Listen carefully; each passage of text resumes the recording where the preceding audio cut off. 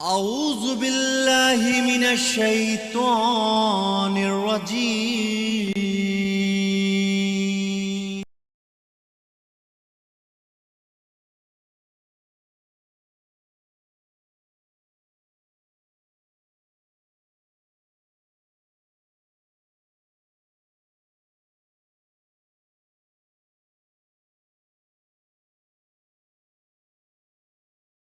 ہمارے چند ایک دروس کا جو موضوع ہے وہ ہے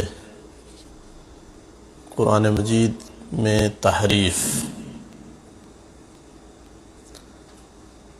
سب سے پہلے یہ جاننا ہوگا کہ تحریف کے معنی اور تحریف سے مراد کیا ہے، تاکہ پھر گفتگو کی جائے کہ کس معنی میں تحریف ممکن ہے یا ہوئی ہے یا کس معنی میں ممکن نہیں ہے۔ تحریف لغتاً کسی چیز کو اس کے اپنے مکان سے پھیرنا، سائڈ پہ کرنا، کسی ایک طرف اس کو جھکانا۔ حرف الشیء، اس سے یہ لیا گیا ہے تحریف۔ حرف الشیء یعنی طرف الشیء، کسی چیز کی طرف، چیز کی اطراف ہوتی ہے نا، عربی میں اس کو حرف الشیء کہتے ہیں۔ تو حرف الشیء، اس کی تحریف کی یعنی اس کو سیڈ پہ کر دیا، اس کو طرف پر کر دیا، جیسا کہ آیت مجیدہ میں ہے وَمِنَ النَّاسِ مَن يَعْبُدُ اللَّهَ عَلَى حَرْفٍ، لوگوں میں سے ہیں کہ جو عبادت کرتے ہیں اللہ کی علی حرف یعنی طرف پر۔ کیا مطلب طرف پر؟ قرآن نے خود آگے وضاحت کی فَإِنْ أَصَابَهُ خَيْرٌ اطْمَأَنَّ بِهِ، اگر خیر پہنچتی ہے، مال مل رہا ہے، اولاد مل رہی ہے، تو مطمئن ہے، ثابت ہے اپنے اس عبادت پر۔ وَإِنْ أَصَابَتْهُ فِتْنَةٌ انقلب عَلَى وَجْهِهِ، ازمائش میں پڑ جاتا ہے تو الٹا رخ ہو جاتا ہے، چھوڑ دیتا ہے اللہ کی عبادت کو۔ تو اس لیے وہ عبادت کہاں کر رہا ہے؟ ایک طرف پر عبادت کر رہا ہے کہ جب تک مال اسباب سب کچھ ملے گا کروں گا، ورنہ چھوڑ دوں گا۔ حرف الکلام، اگر کلام کی طرف نسبت دی جائے تحریف کی، تو تفسیرہ علی غیر وجہہ، اس کو کلام کو پھیرنا اس کی جگہ سے، یعنی جو اس کا ظاہری معنی ہے اس سے اس کو ہٹانا، اس کی تعویل کرنا بغیر کسی دلیل کے ساتھ، تو یہ اس میں تحریف ہے۔ لغتاً اس کا معنی جو ظاہر میں ہے وہ نہ کرے، ایک اور معنی کرے جو ظاہر کے خلاف ہو اور کوئی اس پہ دلیل اور قرینہ نہ ہو، یہ اس کلام میں تحریف ہے لغتاً۔ تو کہہ سکتے ہیں اگر کلام کی طرف تحریف کی نسبت دی جائے، کسی کلام کی طرف، حرف الکلام یعنی تغییر فی معنی الکلام، اس میں تبدیلی لانا، جس طرح کہ اللہ تعالیٰ نے ارشاد فرمایا یحرفون الکلم عن مواضعہ، کلمات کو ان کے مواضع، ان کے یعنی جو جگہ ہے اس سے پھیرتے ہیں، یعنی کیا؟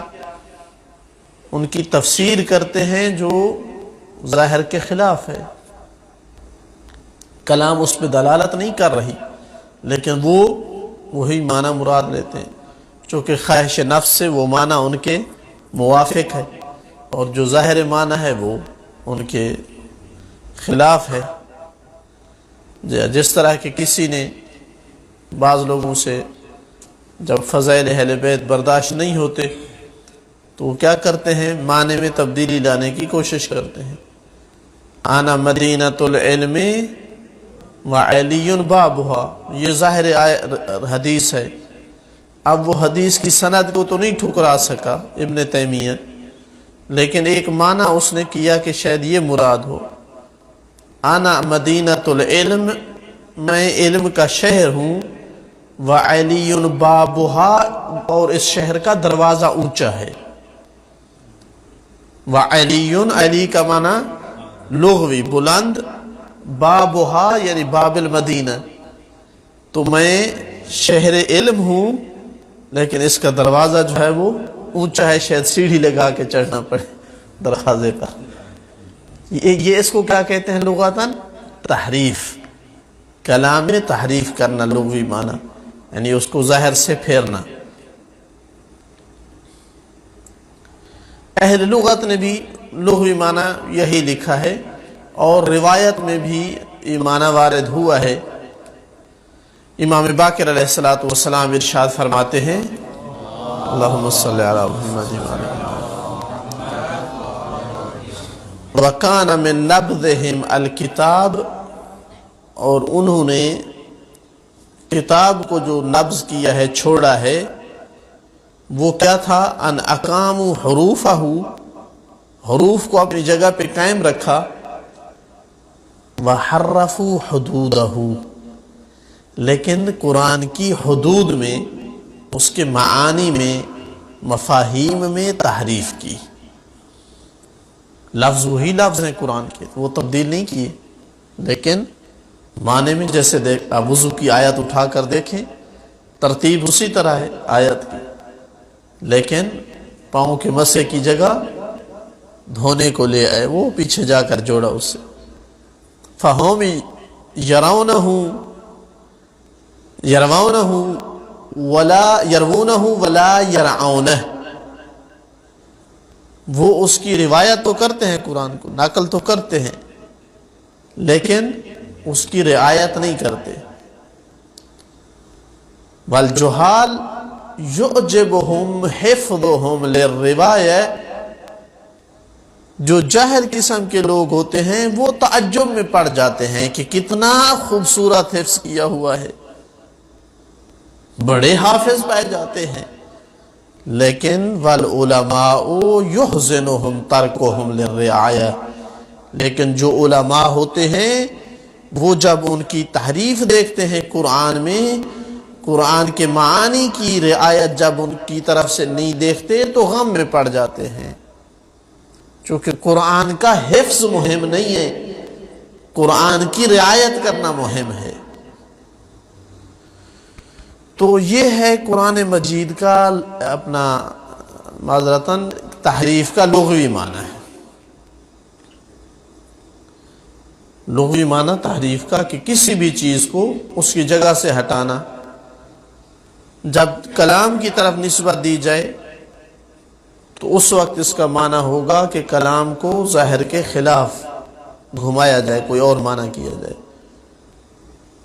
کیا یہ معنی لغوی قرآن کا، یہ تحریف کا لغوی معنی، اس معنی میں قرآن کی تحریف ہوئی ہے یا نہیں ہوئی؟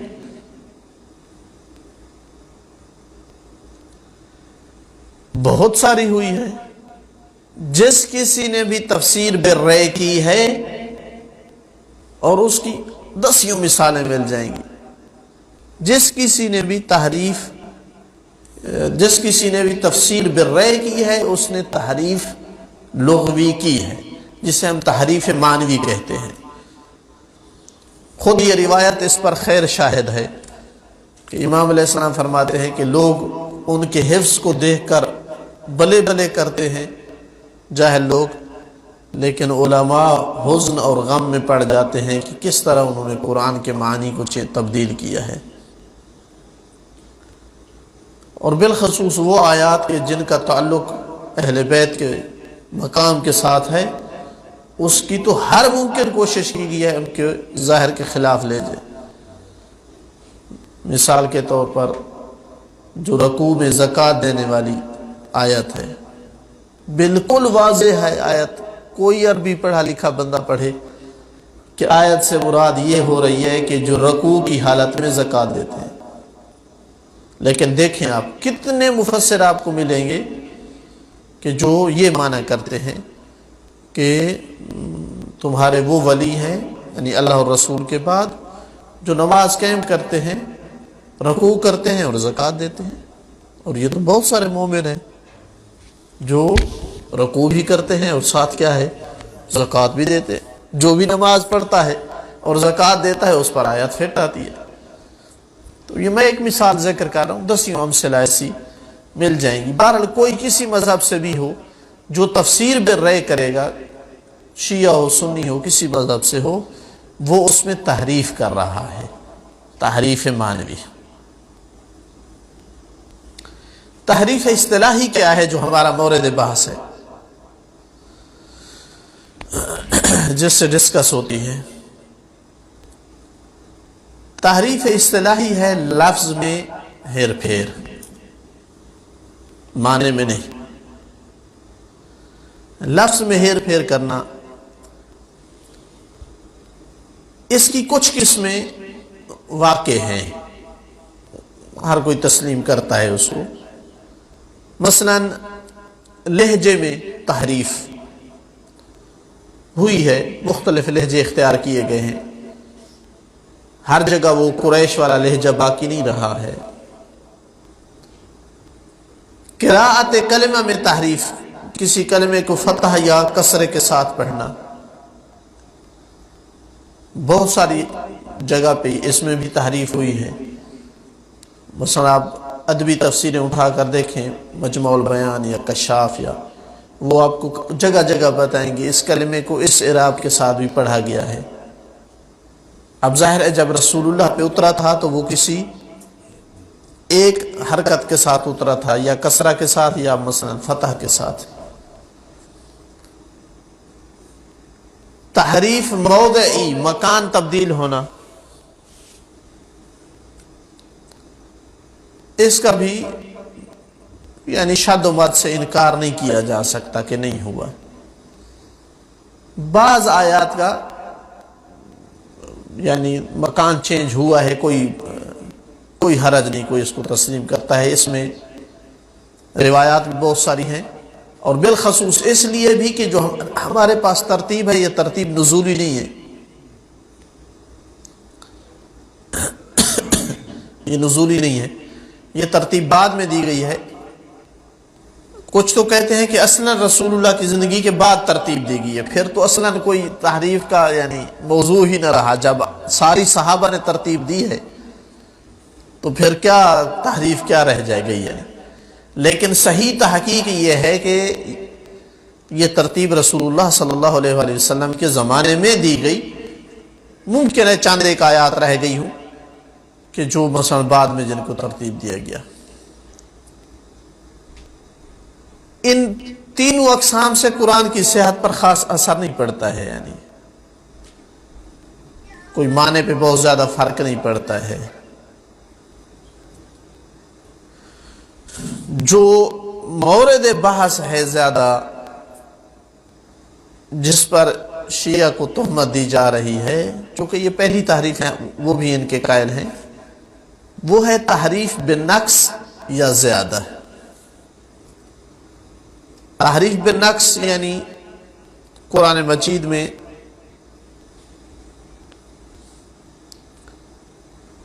کوئی کلمات ایسے تھے کہ جو حذف کر لیے گئے، جیسا کہ مثلا نقل کیا جاتا ہے ابن مسعود سے کہ وہ اس طرح پڑھتے تھے وَاللَّيْلِ إِذَا يَغْشَى وَالنَّهَارِ إِذَا تَجَلَّى الذَّكَرَ وَالْأُنْثَى، ما خلقہ نہیں پڑھتے تھے.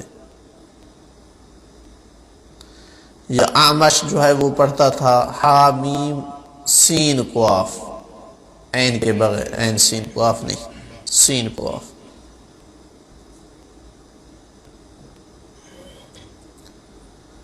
یعنی اصلا قراءت میں نقص ہے، یا یہ ہے کہ جو موجود نص ہے ہمارے پاس اس میں حذف کیا گیا ہے عمدن یا نسیانن. اسی وجہ سے اہل سنت کے ہاں ایک نظریہ پایا جاتا ہے کہ کچھ آیتیں منسوخ التلاوت ہوئی ہیں، یا منسی ہیں، ان کو بھلا دیا گیا ہے، اللہ نے اٹھا لیا حافظے سے، یا تلاوت میں ان کو منسوخ کر دیا گیا۔ یہ کس لیے؟ چونکہ ان کے ہاں بھی روایات ہیں کہ یہ کلمے موجود تھے اور اب یہ تلاوت میں نہیں ہیں، تو یہ نظریہ بنایا گیا کہ کچھ آیات جو ہے وہ نسخ ہوئی ہیں، نسخ تلاوہ جسے کہا جاتا ہے۔ ہمارے ہاں اس طرح کا کوئی نظریہ نہیں ہے، کوئی ہمارے پاس عالم نہیں ہے جو قائل ہو کہ تلاوت نسخ ہوئی ہے کچھ آیات کی۔ حکم نسخ ہونے کے قائل ہیں ہمارے علماء، لیکن تلاوت نسخ ہو گئی ہو یعنی آیت حذف ہو گئی ہو درمیان سے، نہیں، اس کے قائل نہیں ہے۔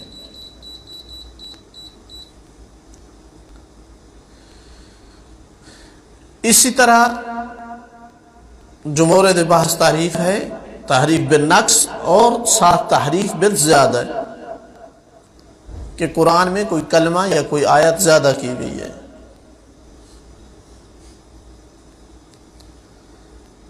جیسا کہ ایک آدمی جس کا نام عبد الکریم بن اجرد، یہ خوارج کے بڑے لیڈروں میں سے ایک تھا، یہ دعویٰ کرتا تھا کہ سورہ یوسف جو ہے وہ قرآن سے نہیں ہے، چونکہ اس میں محبت کا قصہ ہے، پوری سورت قرآن سے نہیں ہے، یہ اضافہ کیا گیا ہے۔ یا ابن مسعود سے نقل کیا جاتا ہے کہ وہ کہتا تھا کہ یہ معوذتین جو ہے آخری دو صورتیں یہ قرآن سے نہیں ہیں، ان کا اضافہ کیا گیا ہے۔ تو یہ اصطلاحی معنی تعریف بالنقص، تحریف بالنقص یا تحریف بالزیادہ ہے۔ یہ ہوا ہے یا نہیں ہوا؟ اس میں علماء اسلام کا موقف کیا ہے؟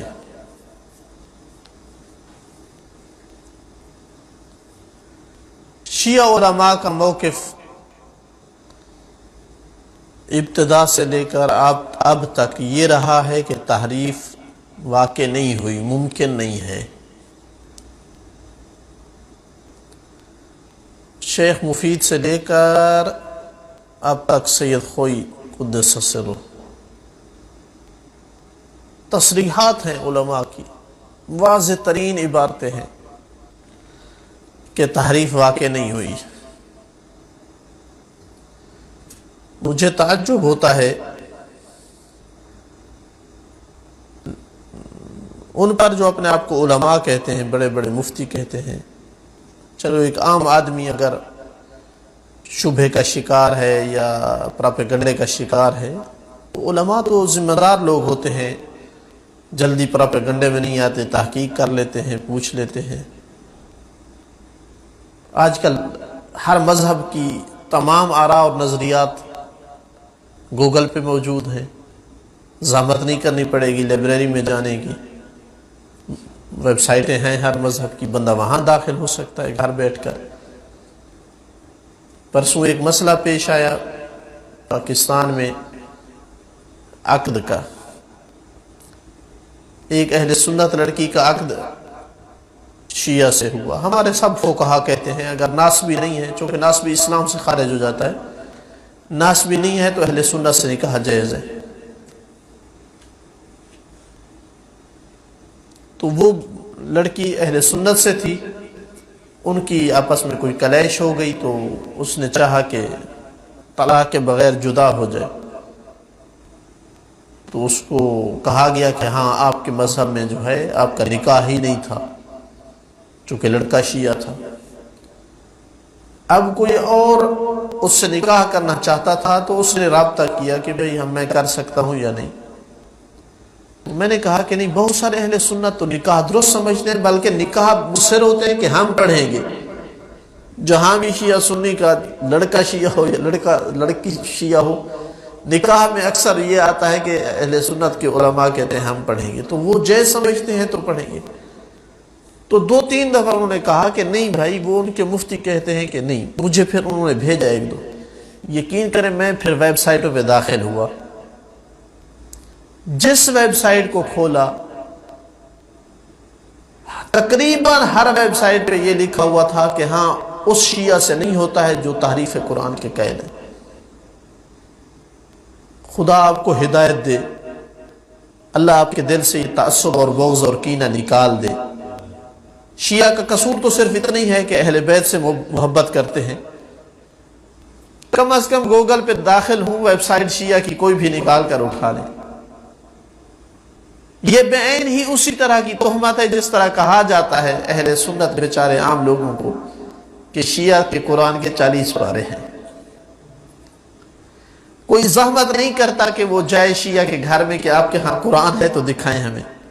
کسی قاری شیعہ قاری کو سن لیں کہ وہ کون سا قرآن پڑھ رہا ہے. نماز ہماری سن لیں, ہم نماز میں کون سی صورتیں پڑھتے ہیں. تعجب ہوا, یعنی حیرت ہوئی کہ اب تک بھی یعنی اتنے حد تک پروپیگنڈا ہے اور اس کی اتنی ترویج ہو رہی ہے, اور مفتی کر رہے ہیں جو ان کے فقہا. یعنی یہ زیب نہیں دیتا ایک عالم کو. ٹھیک ہے آپ کے خلاف بھی ممکن ہے ہمارے شیعہ میں کچھ تہمتیں یا پروپیگنڈا ہو, لیکن علماء ہمارے نہیں کریں گے آپ کے خلاف اس طرح. آپ کی کتابوں کو پڑھتے ہیں, ان پہ چھان بین کرتے ہیں. واقعاً اگر آپ قائل ہیں تو وہ بات کی جاتی ہے, ورنہ نہیں. تو بہرحال شیعہ علماء فقہا محققین ایک بھی نہیں ملے گا جو کہے قرآن کی تعریف ہے. یہ چیلنج دے رہا ہوں میں. ایک بھی محقق علماء میں سے نہیں ملے گا کہ جو کہے قرآن کی تحریف ہوئی ہے. ہاں چند ایک آپ کو محدث ہمارے مل جائیں گے کہ جن کا کام تحقیق نہیں تھا, صرف حدیث جمع کرنا تھا, اور ہر خشک و تر کو انہوں نے جمع کیا ہے. نعمت اللہ جزائری علی اللہ مقامہ, مقدس شخصیت تھے, لیکن تحقیق نہیں کر سکتے تھے. وہ ان کی کتاب اٹھا کر دیکھیں, انوار نعمانیہ. ایک برادر کے گھر گیا, کہا میں کتاب لے آیا ہوں. کون سی؟ انوار نعمانیہ. وہ چائے کہنے کے لیے گھر میں گئے, کمرے میں نے اٹھا کر دیکھی, ایک جگہ سے پڑھی, دوسری جگہ سے. واپس آئے تو میں نے کہا اس کا نام ظلمات نعمانیہ ہونا چاہیے. اس میں اتنی خرافات لکھی ہوئی تھی, اتنی خرافات جو اصل مذہب کے ساتھ منسجم ہی نہیں تھی. تو ایسی کتاب کو آپ مصدر قرار دیں شیعہ کا کہ اس میں لکھا ہوا ہے تعریف قرآن ہوئی ہے. خوف خدا کرے. ہزاروں کتابیں ہیں ہماری علوم قرآن پہ. کتنی کتابیں, 10 کتابیں علوم قرآن پہ لکھی ہوئی ہیں. 10 جلدوں پہ ایک بندے نے کتابیں لکھی ہیں علوم قرآن پہ. یا وہ ان کی محدث نوری کی کتاب کو لے آتے ہیں. وہ محدث ہے بھائی, محقق نہیں ہے. اس کا کام ہے حدیثیں جمع کرے. اس کا بھی مین مصدر انوار نعمانیہ ہے, محدث نوری کا بھی. احسان اللہ ظہیر صاحب جو ہے انہوں نے لکھ دیا اسی کتاب کو دیکھ کر, فصل الخطاب کہ شیعہ تو تعریف کے قائل ہیں. وہ جیسے ایک بین بجاتا ہے اور پیچھے سارے شروع ہو جاتے ہیں. اس نے وہاں سے اٹھائی وہ باتیں اور روایتیں کہ شیعہ تعریف کے قائل ہیں, اور پیچھے کسی نے نہیں دیکھا, چونکہ پہلے سے ماشاءاللہ شیعہ کے محبت بہت زیادہ ان کے دلوں میں موجود تھی. احسان ظہیر الہی جو ہے اس نے ایک سہارا کھڑا کیا اور سب نے ساتھ دیا. ہم بھائی قائل نہیں ہیں, ہمارے علماء قائل نہیں ہیں, فقہا قائل نہیں ہیں. تفصیل سے ایک ایک فقیہ کی میں عبارت پڑھوں گا, بلکہ ہم یہ کہہ لیں کہ ممکن نہیں ہے تحریف ہو. تحریف ہونا ممکن نہیں ہے. قطعی ادلہ ہیں جن سے ثابت ہوتا ہے کہ تحریف ممکن نہیں ہے. جب قطعی ادلہ سے امکان کی نفی ہو جائے تو پھر وقوع پہ اگر کوئی روایت آ رہی ہے تو اس کو کسی اور معنی پہ حمل کیا جائے. ان ادلہ میں سے میں پہلے ان ادلہ کو ذکر کروں گا, پھر انشاءاللہ جو ہے ان روایات کی چھان بین کی طرف آئیں گے اور اقوال فقہا کی طرف. اور یاد رکھیں اگر معیار یہ ہو جائے کہ کوئی روایت مل جائے تحریف کی تو مطلب ہے کہ مذہب والے تحریف کے قائل ہیں، تو پھر آپ بھی تحریف کے قائل ہیں، کیونکہ آپ کے مذہب میں بھی اتنی ہی روایات موجود ہیں جن سے تحریف ظاہر ہوتی ہے. آپ کے مذہب میں بھی تحریف کے قائل کچھ علماء موجود ہیں. ہم تو نہیں کہتے کہ اہل سنت سارے تحریف کے قائل ہیں. پتہ نہیں آپ کو کیا ہے اس سے. سب سے مہم ترین دلیل یہ ہے کہ قرآن مجید کو جو اہتمام رسول اکرم صلی اللہ علیہ وآلہ وسلم نے اور ان کے ساتھ موجود اصحاب نے دیا ہے، اس قدر اہتمام شاید کسی کتاب کو نہیں دیا گیا. آپ سنیں، پڑھیں تاریخ کو کہ جب آیت اترتی تھی تو کس طرح اس کو حفظ کرتے تھے، اور تھوڑے عرصے میں کتنے حافظ پائے گئے، کتنے لوگوں کے سینوں میں موجود تھا، کتنے لوگ اس وقت لکھ رہے تھے اس کو. چونکہ یہ ہر کسی کو معلوم ہے کہ اللہ کے رسول نے اس دنیا سے چلا جانا ہے، اور مسلمانوں کا جو مین مصدر رہنا ہے، قیامت تک دستور رہنا ہے، وہ قرآن ہے. تو اتنے شدید اہتمام کے ساتھ عادتاً مستحیل ہے کہ اس میں کوئی گڑبڑ کر سکے. اگر کسی کتاب کو اتنی ویلیو دی جائے، اتنا اہتمام دیا جائے، اتنا تقدس ہو اس کا، اتنے لوگ اس کو اپنے پاس جمع کرنے کی کوشش میں ہیں. یہ جو ہم بعض روایات میں کہتے ہیں نا کہ جب رسول اکرم صلی اللہ علیہ وآلہ وسلم دنیا سے گئے تو 5 بندوں کے پاس قرآن جمع تھا. یہ 5 بندے ہوئے جن کے پاس پورا تھا، الحمد سے لے کر ناس تک، ورنہ سینکڑوں تھے جن کے پاس کچھ نہ کچھ حصے موجود تھے. کسی کے پاس کوئی سورت ہے، کسی کے پاس کوئی سورت ہے، کسی کے پاس کوئی سورت ہے. اصلا اتنا ہی کوئی صحابی مقدس ہوتا تھا جتنا اس کے پاس قرآن ہوتا تھا، جتنا آیات کا وہ حافظ ہوتا تھا، جتنا اس کے پاس لکھی ہوئی ہوتی تھی. اصلا فضل کا ایک معیار تھا کہ اس کے پاس قرآن کتنا ہے. حاملۃ القرآن اس کے خاص مقام اور فضائل تھے، اللہ کے رسول پڑھا کرتے تھے اس کو. تو اتنے اہتمام کے ساتھ کہ جہاں یہ سینکڑوں لوگ پھر ہزاروں میں تبدیل ہو گئے. رحلت رسول کے قریب تو ہزاروں میں تھے ایسے لوگ. تو جہاں اتنے لوگ ایک کتاب کو اتنی اہمیت دے رہے ہوں، وہاں ممکن نہیں ہے، عادتاً مستحیل ہے کہ اس میں تلاعب ہو جائے، اس میں تحریف ہو جائے. کوئی اپنی مرضی سے کلمہ نکال لے اور کوئی اپنی مرضی سے کلمے کا اضافہ کر لے.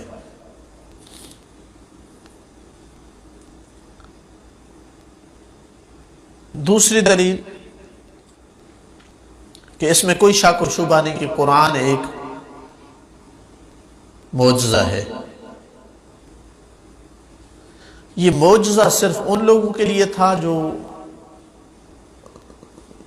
ابتدائی اسلام میں تھے، یا قیامت تک کے لیے معجزہ ہے؟ یہ زندہ معجزہ ہے، ہر دور میں رہے گا قیامت تک کے لیے.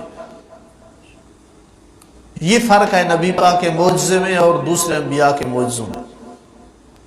اکثر معجزات آنی ہوا کرتے تھے. آنی یعنی ایک وقت میں پایا گیا اور ختم،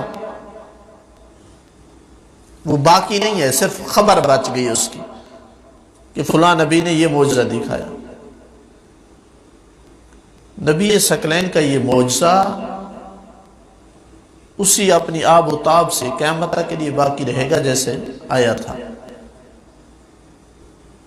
اور یہ ضروری ہے چونکہ یہ دین اسلام دائمی ہے، قیامت تک کے لیے ہے. نبوت نبی ہمیشہ کے لیے ہے. تو جب تک اس نبوت نے رہنا ہے اس کا پروف یہ ساتھ چلتا رہے گا. یہ اس نبوت کا پروف ہے.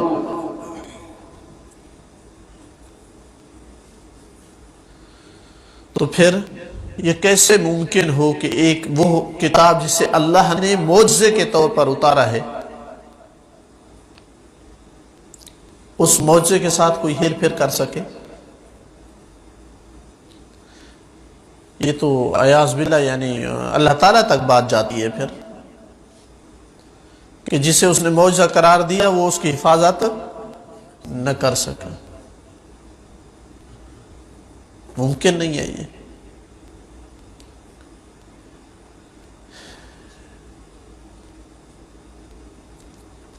تیسری دلیل کہ ائمہ معصومین علیہ السلام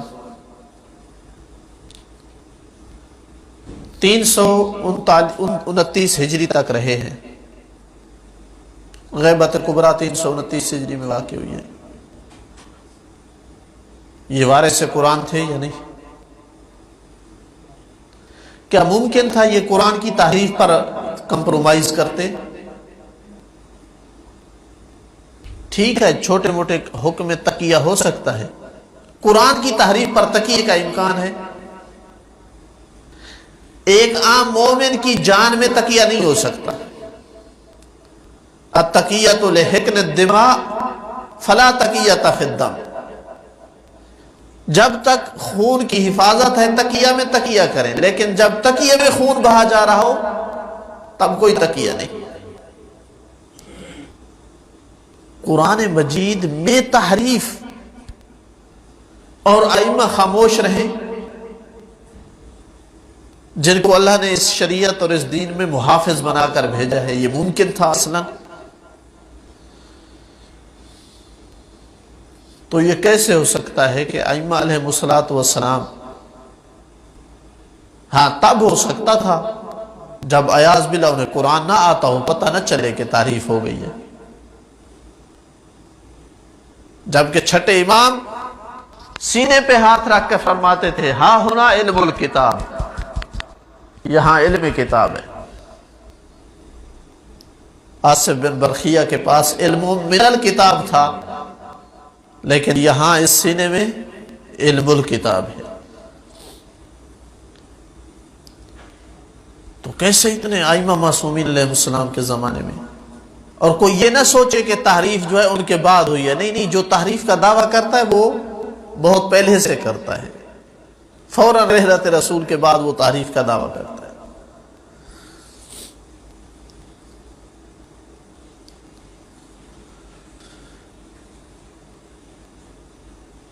چوتھی یا میرے خیال میں پانچویں دلیل بنے گی، اجماع الامہ ہے. امت اسلامیہ کا اجماع ہے، سوائے شاذ آوازوں کے. ہماری طرف سے کچھ شاذ آوازیں ہیں، کچھ آوازیں ادھر سے شاذ ہیں جن کی کوئی قیمت اور وزن نہیں ہے. ان سے ہٹ کر اجماع ہے امت اسلامیہ کا کہ تحریف نہیں ہوئی ہے.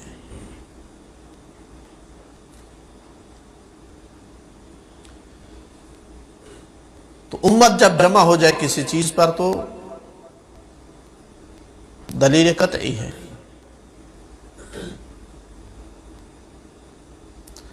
اسی وجہ سے تو ہم کہتے ہیں نا کہ اہل بیت علیہ السلام ان کی مقام اور عظمت اس وجہ سے یقینی اور قطعی ہے کہ اجماع امت ہے. ہر کسی نے، شیعہ ہو سنی ہو، ان کے فضائل، ان کے مقامات نقل کیے ہیں. تو قرآن کی عدم تحریف پر اجماع امت ہے. یہاں ایک نقطہ مہم اشارہ کرتا چلوں کہ کلمے کی زیادتی اس کا کوئی قائل نہیں ہوا. حتیٰ جو شاذ قسم کے لوگ ہیں وہ بھی اس کے قائل نہیں ہوئے. جو قائل ہوئے ہیں وہ نقص کے قائل ہوئے ہیں کہ کچھ کلمات نقص ہیں.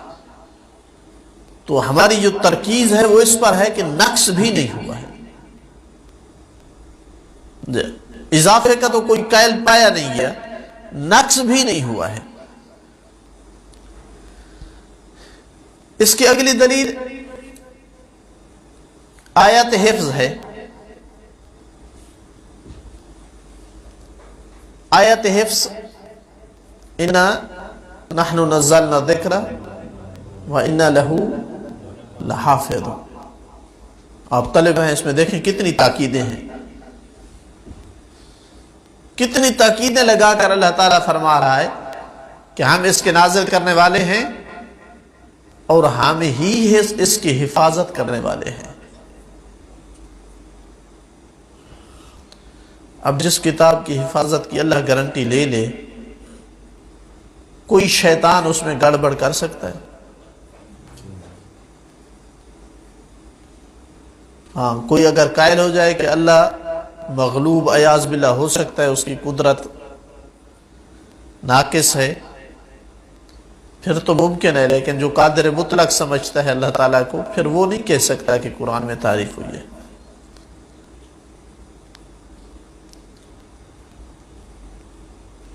اچھا، اب بعض کہتے ہیں کہ یہ دور لازم آتا ہے اس آیت سے استدلال کرنے سے، چونکہ کس نے کہا ہے کہ اس آیت میں تحریف نہیں ہوئی ہے؟ ہو سکتا ہے اسی آیت میں تحریف ہو. تو اس کا جواب یہ ہے کہ جس طرح عرض کیا ہے کہ اضافے کے ساتھ تحریف کا کوئی قائل نہیں ہے. اضافے کے ساتھ تحریف کا کوئی قائل نہیں ہے. جو ہے تو نقص کے ذریعے قائل ہے تحریف کا. دوسری بات کہ جو روایتیں وارد ہوئی ہیں اضافہ قرآن میں اضافہ ہوا ہے، وہ مخصوص روایات ہیں کہ یہ اضافہ ہے اور یہ ہے یا یہ ہے. قائل کوئی نہیں ہے، لیکن روایتیں ہیں اضافے کی، جس طرح میں نے اشارہ کیا ہے شروع میں. لیکن وہ معین اضافہ ہے کہ آخری 2 صورتیں ہیں یا سورہ یوسف ہے، ان میں یہ آیت نہیں ہے. تو لہذا یہ آیت قطعی طور پر قرآن کی آیت ہے. بعض نے کہا کہ اس لیے یہ دلیل نہیں بن سکتی کہ اس حفظ سے مراد قلب نبی پہ حفظ ہے.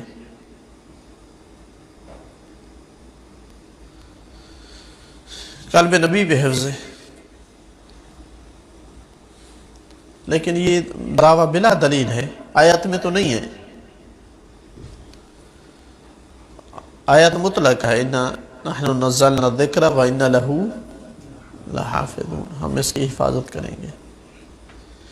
جو ضرورت تھی جس حفاظت کی یا جہاں خطرہ تھا قرآن میں گڑبڑ ہونے کا، وہ قلب نبی پہ تو نہیں تھا جس حفاظت کی گارنٹی اٹھانے کی ضرورت پڑی.